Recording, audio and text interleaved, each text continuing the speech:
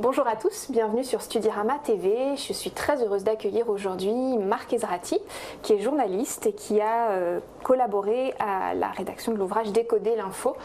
Comment décrypter les fake news? Les fake news, Marc, c'est un phénomène dont on entend beaucoup parler aujourd'hui. On a l'impression qu'elles circulent beaucoup. Alors avant de se parler des fake news, qu'est-ce que c'est qu'une info? Eh bien, écoutez, une info, c'est tous les éléments rédactionnels qu'on va pouvoir trouver dans un journal télé ou un journal radio. Donc en fait, si on prend le journal, vous allez avoir un tas d'informations dans les pages. Ça peut être un petit article, ça peut être une brève, ça peut être de toute façon un élément qui va répondre toujours à un certain nombre de questions simples. Où ça s'est passé, quand, comment, pourquoi. Voilà, en règle générale, sur une petite information, on va pouvoir donner l'essentiel de ce qui s'est passé quelque part. Ça peut être tout proche de chez nous, donc c'est ce fameux lien de proximité qui unit la presse à ses lecteurs. Le Parisien va parler de ce qu'il y a autour de Paris et de Paris. La Provence va parler de ce qui se passe à Marseille. Et donc ces informations vont avoir cette règle de proximité, l'une des clés, si vous voulez, d'une bonne information. Ça, c'est des choses qu'on apprend en école de journalisme. Oui. Mais aujourd'hui, il y a beaucoup de monde qui a envie d'écrire finalement et de partager des infos. Est-ce que tout le monde est journaliste? Alors, voilà. Officiellement, en France, on a à peu près 35 000 journalistes. Hein. C'est à peu près le nombre de titulaires de la carte de presse en France, en sachant qu'on peut être aussi titulaire de la carte de presse quand on est retraité. Bon, c'est un autre débat. Oui. Mais, donc ça, c'est les chiffres officiels. Au-delà de ça, après, chacun d'entre nous, depuis de nombreuses années maintenant, peut dire qu'il est producteur de contenu. Journaliste, peut-être pas, parce que le journalisme, c'est quand même, ça répond à des règles très particulières, des codes qu'on apprend dans les écoles de journalisme.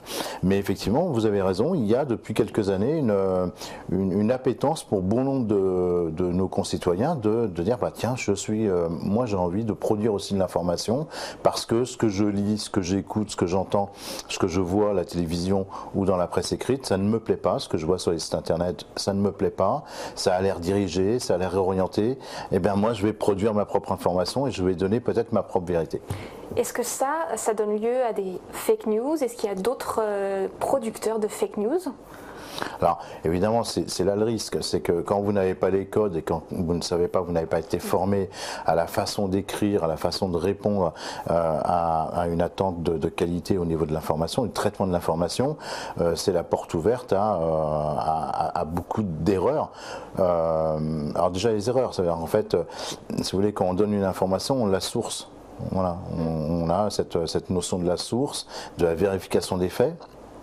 Vérifier une information, ça s'apprend aussi, et donc du coup c'est ça qui va amener beaucoup de confusion dans la tête des gens. Donc quand vous allez balancer une information, vous n'êtes pas sûr de sa source, c'est là où le risque d'un Fox est le plus important aujourd'hui. Du coup, est-ce qu'il y a des méthodes à suivre? Est-ce qu'on apprend les bonnes méthodes dans les écoles de journalisme? Est-ce qu'on peut... C'était un peu long, c'était long à venir en fait ça, parce que les journalistes c'est très corporatiste comme milieu, hein, et puis on a toujours eu un peu cette tendance à dire nous notre métier c'est de faire de l'information, l'éducation c'est pas notre boulot. C'est pour ça que toutes les sessions d'éducation aux médias et à l'information qu'on fait aujourd'hui dans les écoles, nous les journalistes on a eu du mal à rentrer dans cette démarche là. C'est pas notre métier d'éduquer les gens, notre métier c'est d'informer les gens, et pourtant il faut aussi passer par là. C'est un des aspects qu'on a mis en lumière dans ce livre, c'est la nécessité de mieux former toutes les générations également à l'appréhension du média. C'est valable pour les étudiants, les scolaires, comme c'est valable, et ça on s'en est aussi rendu compte depuis quelques mois, quelques années, pour les seniors. On a vu que les seniors, quand vous êtes senior, vous avez un compte Facebook pour communiquer avec vos petits-enfants, mais du coup vous recevez aussi un tas d'informations que vous relayez ou vous retweetez sans avoir pris ce temps de vérifier et de contrôler la source. Du coup, si on cherche des victimes de fake news, est-ce qu'elles sont identifiables? Est-ce que c'est les citoyens comme vous et moi? Est-ce que les journalistes sont des victimes aussi de fake news? Absolument, oui. Bah, nous-mêmes, hein, moi, il m'est arrivé dans ma carrière d'être victime de fake news, on va dire. Oui, si on veut, ça peut arriver. Par exemple, on avait un petit peu discuté avant l'émission, mais depuis quelques années, il y a de plus en plus de chaînes de télévision en continu et on a besoin d'apporter un contenu quasiment en temps réel. On le voit sur des plateaux d'experts. Quand vous avez une problématique qui vient de se poser en santé publique, on invite toujours un sachant qui est issu d'un institut de recherche reconnu et un contradicteur. Et bien souvent, ce contradicteur, on ne sait pas d'où vraiment il sort. Il est parfois difficile de le trouver, donc on a les programmateurs en télévision et en radio essayent de trouver un contradicteur, parce que c'est un principe aujourd'hui, il y a aussi, hein, il y en a un qui dit A, l'autre doit dire B. Et là, le risque de fake news est terrible et le risque de se retrouver otage de ça est beaucoup plus important. Donc on a notamment vu cette problématique des revues scientifiques qui poussent comme des champignons, qui sont éditées par les éditeurs en Asie ou en Europe de l'Est, qui proposent à des chercheurs ou pseudo-chercheurs de publier pour quelques centaines d'euros leur thèse. Et ça, il n'y a pas de vérification derrière, on ne sait pas, alors que, et c'est pour ça que je vous dis, dans les écoles de journalisme, aujourd'hui, on va former nos jeunes justement à identifier les revues scientifiques, la qualité et la fiabilité d'une revue. Il y a des outils, il y a ce qu'on appelle l'impact factor, hein, qui est un indice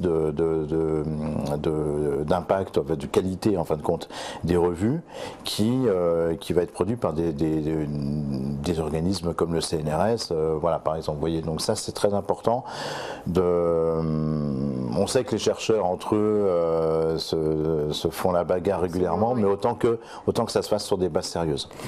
Alors si on est étudiant en journalisme ou même si on est un citoyen qui a envie de se renseigner sur les fake news, on peut lire votre livre, il aide à prendre des recul en fait. Bah déjà, oui, alors, c'est un bouquin qui va déjà vous apporter une vraie typologie du fake news.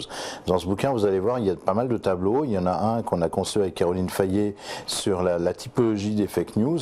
Vous avez, on a pu par exemple déterminer qu'est-ce qu'était qu'une fake news de manipulation, de déstabilisation, les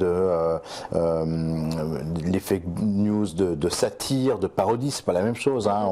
Les gens parfois confondent la satire et la parodie, mais c'est pas tout à fait la même chose. Et voilà, donc tout ça, on a vraiment les canulars, le buzz, le clic, la déstabilisation. Donc c'est vraiment. Donc là, on en a une douzaine ou une 13. C'est le premier bouquin qui fait vraiment cet état des lieux de la typologie des fake news. Et ensuite, vous avez également dans ce livre d'autres tableaux, notamment sur la façon de sourcer une information, par exemple. Vous voyez. Donc c'est un livre qui permet aussi d'avoir aussi une vue d'ensemble sur la nécessité de vérifier les faits. Donc tous les sites de fact-checking qui existent et qui restent encore à construire. D'accord, donc plein d'infos finalement sur les fake news et puis une manière d'éviter, enfin des outils, des petits tips pour éviter de se faire piéger. C'est ça, voilà. C'est ça. Et on attend, et donc du coup c'est vrai que nous on le dit, nous tous, vous, moi, nos lecteurs, nos étudiants, on est tous fact-checkers. On doit tous le devenir en fait. Ce sera le mot de la conclusion. Marc Ezrati, un grand merci à vous. Merci à vous.